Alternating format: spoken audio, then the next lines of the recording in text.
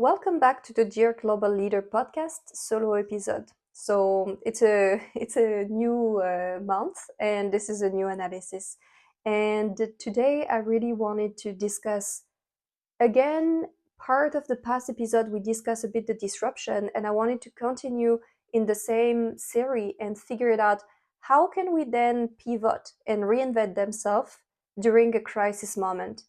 So as you know, in this format, we are thinking of phases of the business that goes global, but also any type of question that can arise to global leaders or aspiring global leaders. And a few years ago, there were a moment that all of us remembers. This was the COVID. This was such a crisis for a lot of markets, and a lot of actually companies died during this moment. And a lot of them, the other half, had to reinvent completely themselves. And we often forget that we don't need to wait such crisis to reinvent ourselves. It should be like a continuing process. But anyway, for the sake of this episode, I will look at this near-death crisis and one key company that survived the change, and this is Airbnb. And we will look at how they rebuilt this company. Because at that time, the question that they had was not how can we survive 3 months without travel? It was really the travel that we knew and that we based the business model is not existing and won't happen the same way in the future. And what should we do? And this was a bit the difference of mindset with the former episode with Nokia. That was that they already understood that they would have to adapt, and this will be the topic of this episode. As you know, to brought you back into this season of our life, it was April 2020, something like that, and the travel completely stopped. No more reservation, no more travel, no more plane, everybody at distance. And then Brian Chesky, the CEO of Airbnb at the time, realized that the business model they have created and the company that he has built will not survive in this time of crisis. And we knew already at the time that this won't be a few weeks of a disruption. It will be a disruption that will happen for months, and we learn afterwards that it will be even for years.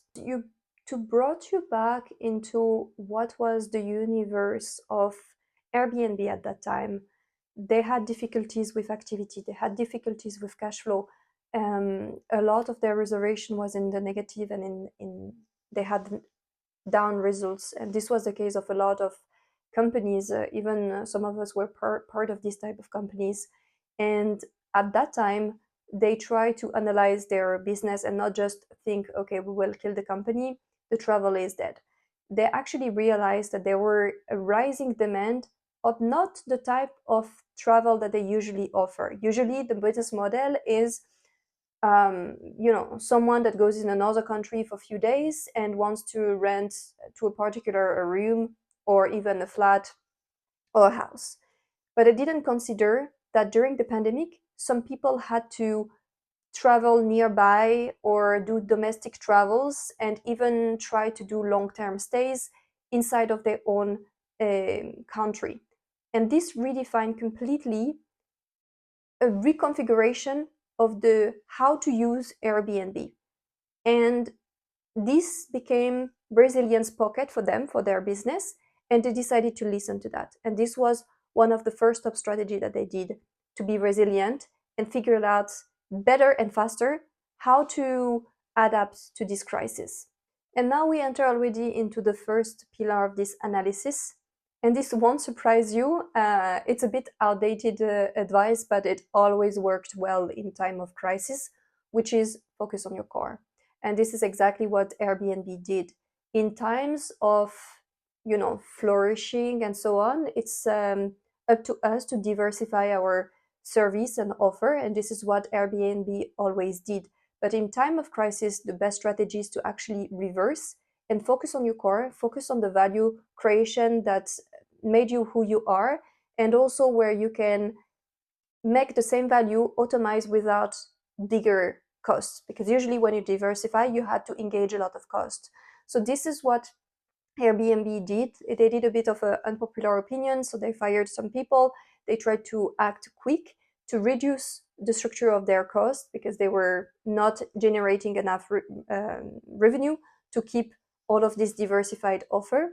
And they try to focus on what is the essence and the value creation of Airbnb.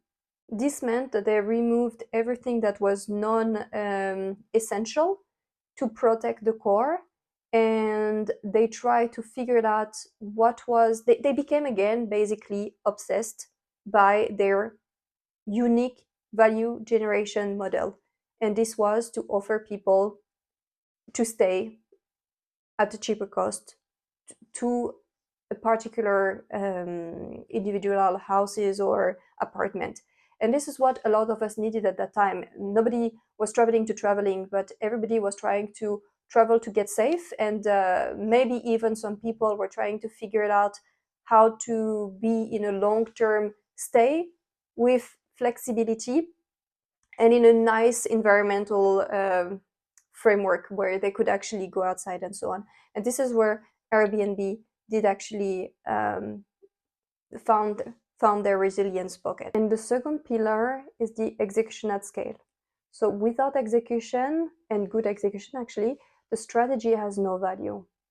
And the execution of Airbnb was in 3 steps. The number one was reducing the cost, we already discussed it, but also the discipline that came with it, meaning that they try to reduce their expenses and create a lean structure. So easier to operate and easier to be disciplined and faster in decision making.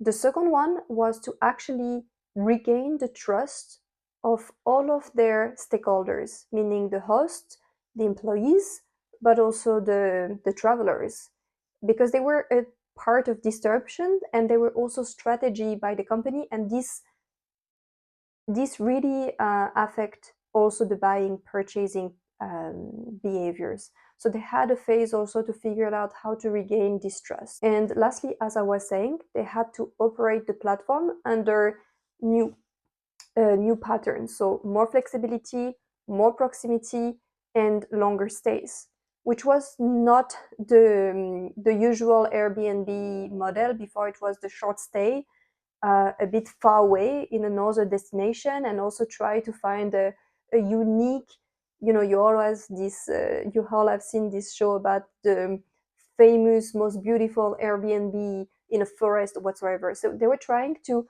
diversify themselves into the unique experience in a short-term stay, and they had to come back to just the initial offer stay somewhere maybe closer in a room of someone. And the last pillar is the adaptation over time. A lot of us makes the mistake of thinking that a crisis will not last long and that we can just survive by adapting for a short time and then we could just go back to our former model. And this is not what Airbnb did, and this is also the reason why they became resilient. They completely adapted to the new behaviors of their client base, and this was a success to them.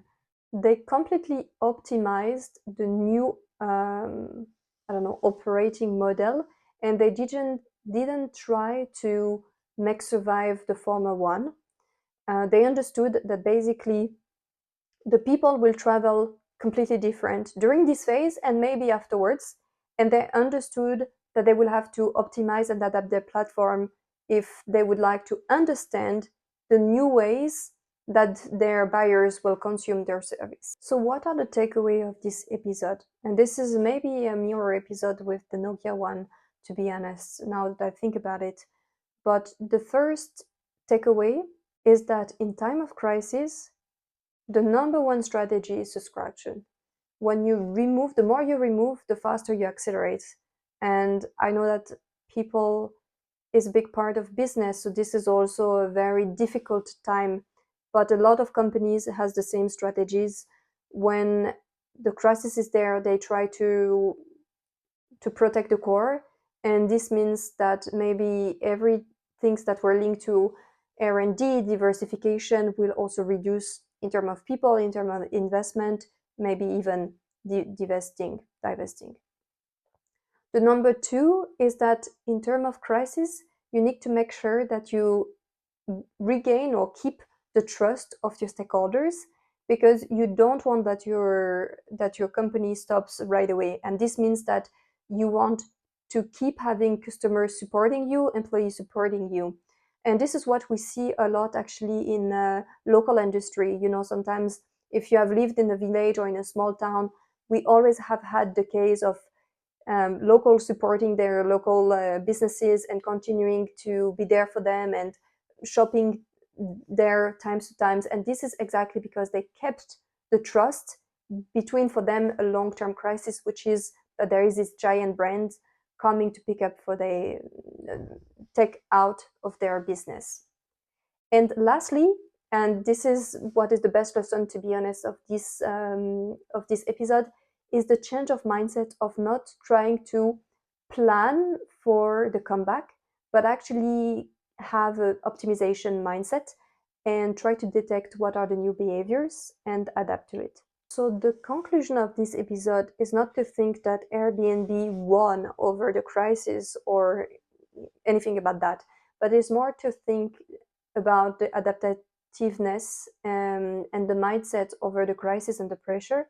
And the question to you would be, if you are in a phase of crisis, and it doesn't need to feel like the COVID, but it can also be that competition is rising, or that you're not delivering fast enough. It can take different, or you have a bottleneck in your supply chain. It can be a various amount of things.